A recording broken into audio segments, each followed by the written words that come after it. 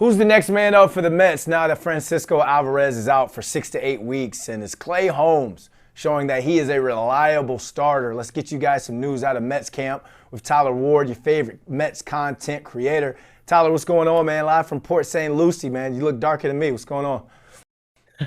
Brandon, how are you, my man? It's been a whirlwind over the past 48 hours since we touched down here at Port St. Lucie.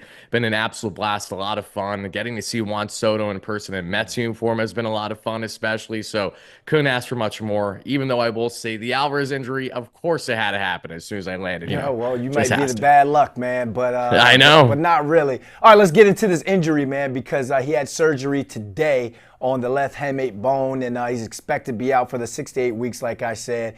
He missed 8 weeks last season while he recovered from surgery on his left thumb. How big of a blow is it to this lineup that he called the best in the MLB now that Alvarez is out for some time?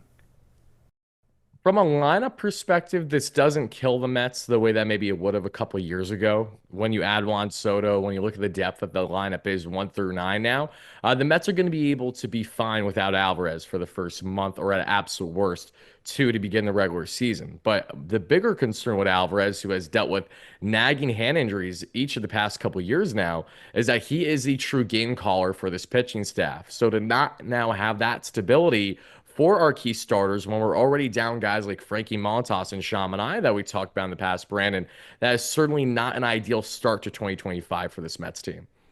Who's going to step up in his place? Do they go in-house or do they kind of go bring someone in via trade? Great question. And there's two schools of thought. There's A, the Mets will stay internal for the time being because maybe they feel it's still short term enough and they'll defer to guys like Jackson Reitz, who had a grand slam against Jake Irvin in spring training yesterday. Could be someone like Chris Williams as well, who has some home run power at the minor leagues.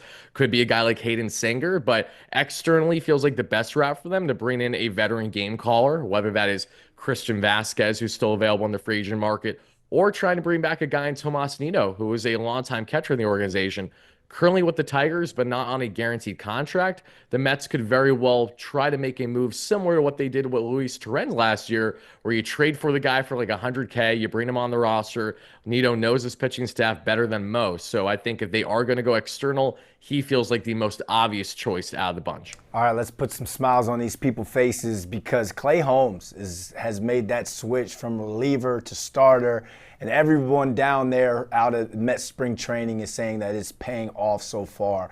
With what you've seen so far, could Clay be one of the top starters in the NL? Yeah, I'm really bullish on Clay this year, truthfully. And seeing him in person was nothing short of fantastic. Outside of a couple walks they worked in the early goings of yesterday's game, he was nails. He had himself 8 strikeouts and just 3.2 innings. He has been nothing short of stellar so far this spring training.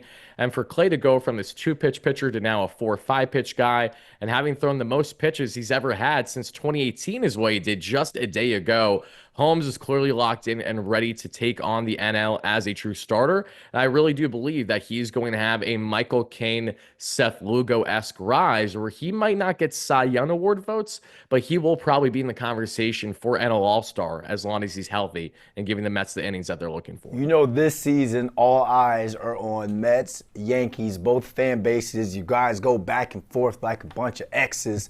The Mets and Yankees have both been hit hard with some key injuries and some key spots. When you look at both teams' rosters and their depth, who has a better shot of getting off to a fast start, Yankees or Mets?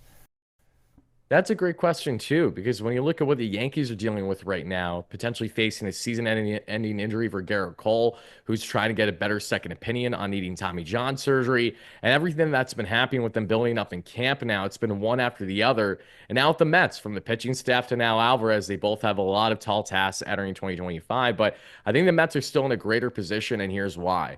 If you're without Garrett Cole and Giancarlo Stanton, your two key pieces, especially in last year's playoff run, for the entirety of the year, that is such an immediate void that the Yankees are going to have to try to fill in a more desperate act of measures. Whereas the Mets, where they stand with their injuries, they can still really defer to mostly guys in-house while seeking some external help. But, you know, an injury of Francisco Alvarez is not to the same magnitude as Garrett Cole. or Giancarlo Stanton right now. I think you can make that argument. So for all those reasons, I think the Mets are in a better position currently, and we have to find out more clarity on Garrett because it's really not looking good in Yankees land. And I don't say that as a biased Mets fan. It's just the unfortunate reality of the situation. Because there's no such thing as a biased Mets fan, people. You know? Of course not. Tyler Ward, thanks for hopping on, man. Thank you so much, Brandon. Always a pleasure.